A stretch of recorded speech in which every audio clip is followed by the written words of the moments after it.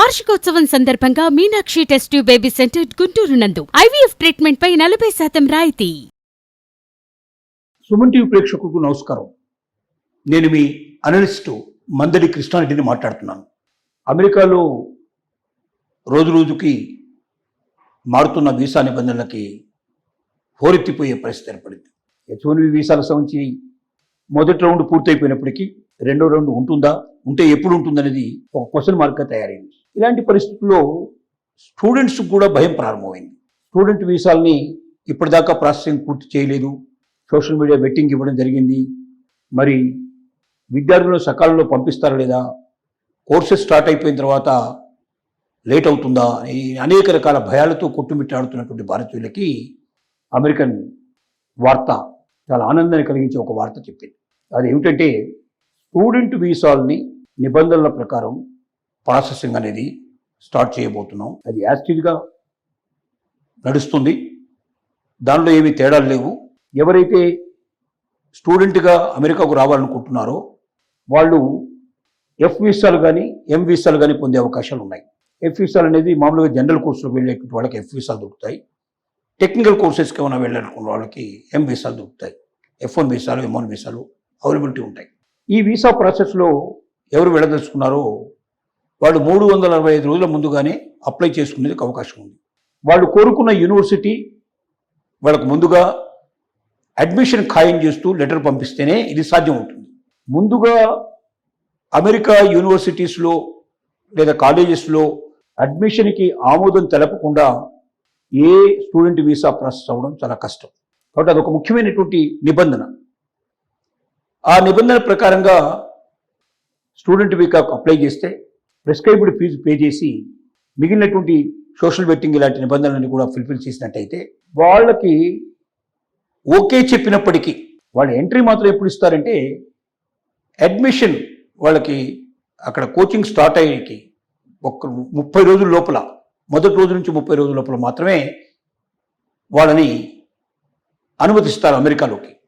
అంటే 345 రోజుల ముందర అప్లై చేసుకునే అవకాశం కల్పించినప్పటికీ వీసా నిబంధనల ప్రకారంగా తను అమెరికాలో ప్రవేశించాలంటే మాత్రం స్టూడెంట్ వీసాతో మొదటిసారిగా ప్రవేశించినప్పుడు మాత్రం ఖచ్చితంగా అక్కడ ఆ కోర్సు బిగినింగ్ నుంచి 30 రోజుల లోపల మాత్రమే అనుమతిస్తారు తప్ప 340 రోజుల ముందుగా అప్లై చేసుకున్నాడు కదా అని చెప్పి పంపించడానికి అవకాశం లేదు.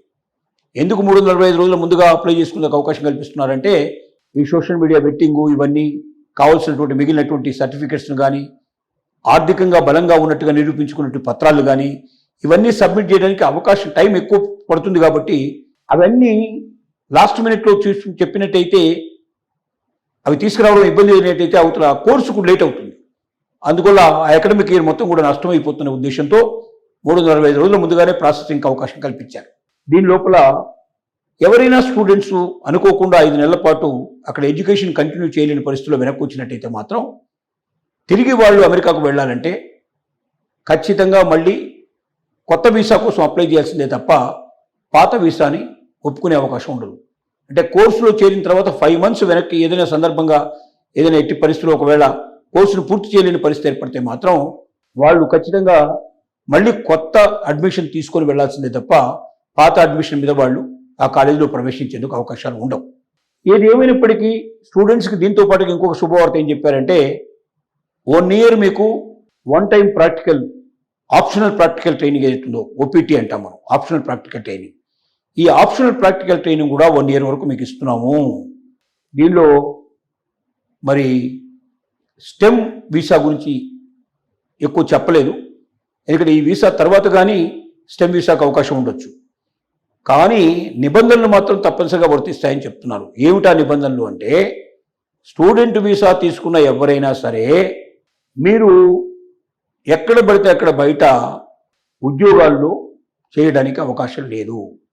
పెట్రోల్ బంకుల్లో కానీ, సూపర్ బజార్లో కానీ, లేకపోతే డెలివరీ బాయ్గా కానీ, లేక ఇంకా వేరే ఫుడ్ కోర్టులు వాటిల్లో ఇట్లా పనిచేయడానికి అవకాశం లేదు అని చెప్పి చాలా క్లియర్గా తెలియజేస్తున్నారు. అంటే ఎక్సెప్ట్ యూనివర్సిటీ ప్రిమిసెస్లో మాత్రమే ఏదైనా నిబంధనలకు లోబడి ఉండేటువంటి ఉద్యోగాలు మాత్రమే చేయడానికి అవకాశం ఉంటుంది తప్ప ప్రిమిసెస్ బయటికి వెళ్ళి ఏ ఉద్యోగాలు చేయడానికి అవకాశం లేదు. ఆ నిబంధన మాత్రం ఖచ్చితంగా వర్తిస్తుందనే విషయం చాలా స్పష్టంగా తెలియజేస్తున్నారు.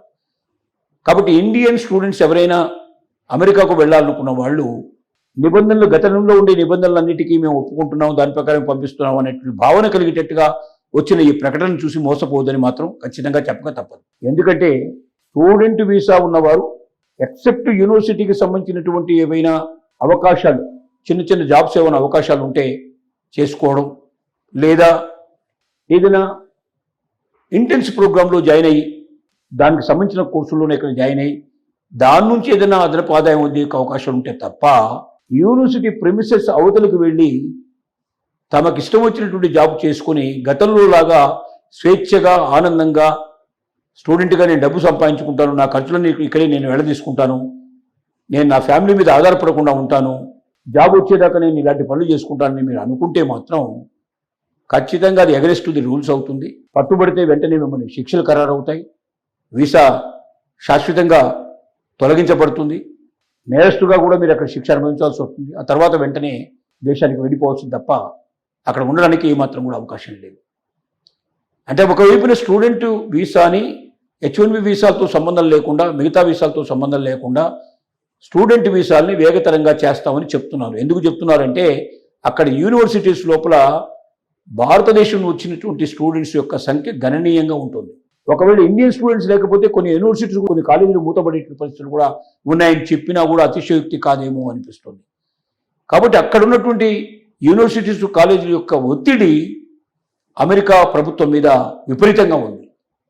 అమెరికా ప్రభుత్వం ఈ ఒత్తిడిని భరించలేక వేగతరం చేయడానికి, స్టూడెంట్ యొక్క వీసాని వేగతరం చేయడానికి ముందుకు వచ్చింది. వచ్చినంత మాత్రంలో సోషల్ బెట్టింగ్ను మాత్రం వదిలిపెట్టడం లేదు. సోషల్ బెట్టింగ్ ద్వారా మీరు అమెరికాకు వ్యతిరేకంగా ఎక్కడైనా ఏదైనా మాట్లాడారా, లేదా పోస్ట్ని ఏదైనా మీరు ఎవరికైనా ఫార్వర్డ్ చేశారా, లేదా దాని మీద ఏదైనా వ్యాఖ్యానం చేశారా, ఏదైనా జరిగిందా అనేది చూస్తున్నారు. అమెరికా కానీ అమెరికా మిత్ర దేశాల మీద కానీ అలాంటి పోస్టింగ్లు ఎవరు ఉంటే అది ఎగనిస్ట్ అవుతుంది అమెరికాకు అని చెప్పమాట ఒకటి. కానీ ఇవన్నీ కూడా బయటికి చెప్పేటువంటి కథలు మాత్రమే. అమెరికా మీ సోషల్ మీటింగ్లో వాడు వెతకబోయేది ఏమిటి అంటే మీ ఆర్థిక పరిస్థితులు, ఆర్థిక మూలాలు ఎలా ఉన్నాయి, మీరు అమెరికా మీద ఆధారపడి అమెరికాలో సంపాదించి భారతదేశానికి పంపించాలనుకుంటున్నారా, లేక అమెరికాలో మీరు భారతదేశం మీద ఆధారపడకుండా, అంటే మీ ఇంటి దగ్గర నుంచి మీరు తెచ్చుకొని అమెరికా మీద ఆధారపడకుండా మీరు బతికి మీ ఎడ్యుకేషన్ పూర్తి చేసుకొని మీరు తిరిగి మీ దేశానికి మీరు వెళ్ళిపోయగలిగే క్యాపబిలిటీలో మీరు ఉన్నారా, మీ ఆలోచనలు ఎలా ఉన్నాయి, సోషల్ బెట్టింగ్ ద్వారా మీరు ఎవరెవరితో మీరు మాట్లాడారు, మీరు ఈ విషయాల గురించి అనేక డెఫినెట్గా పంచుకొని ఉంటారు. మీ ఫ్రెండ్స్తో కానీ, మీ రిలేటివ్స్తో కానీ, మీ ఆత్మీయులతో కానీ మీరు పంచుకొని ఉంటారు. ఆ పంచుకున్న విషయాలన్నీ బయటికి తీసుకొచ్చి, ఓహో ఇతను అమెరికాకు వస్తున్నది ఇక్కడ బతకడం కోసం వస్తున్నాడు, ఇతనికి ఆర్థిక మూలాలు పెద్దగా దేశంలో లేవు, వాడి దేశంలో ఈ దేశం నుంచి సంపాదించి ఆ దేశానికి పంపించాలనుకుంటున్నాడు, కాబట్టి మా దేశం నుంచి సంపాదించి వాళ్ళ దేశానికి పంపించుకునే మాటలు మాకు అవసరం లేదు, మాకు ఎలాంటి వాళ్ళు కావాలంటే వాళ్ళ దేశం నుంచి తీసుకొచ్చి ఇక్కడ మా దేశంలో ఖర్చు పెట్టుకునే వాళ్ళు కావాలి, అలాగే మేధావులైన వ్యక్తులు మాకు కావాలి, ఈ దేశాన్ని మరింత ముందుకు తీసుకెళ్ళి ఉన్నత స్థాయికి తీసుకెళ్లేటువంటి వ్యక్తులు మాకు కావాలి తప్ప ఈ దేశం మీద ఆధారపడి ఈ దేశాన్ని ఆర్థికంగా వాడుకోవడానికి ప్రయత్నం చేసేటువంటి మనుషులు మాకు కావద్దు అనేటువంటి వాళ్ళ ఉద్దేశం.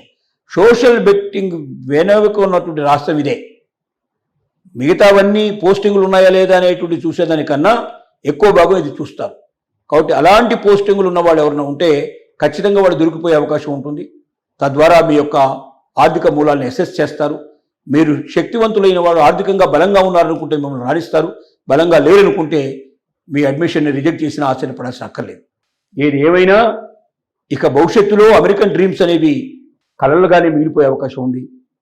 వాటిని అక్కడే ఆపేసి భారతదేశాన్నే అమెరికాకు మించిన దేశంగా తయారు కావడంలో ప్రతి ఒక్కరూ తోడ్పడే ప్రయత్నం చేయడం మంచిదని ఆలోచించాల్సిన పరిస్థితులు ఏర్పడ్డాయి.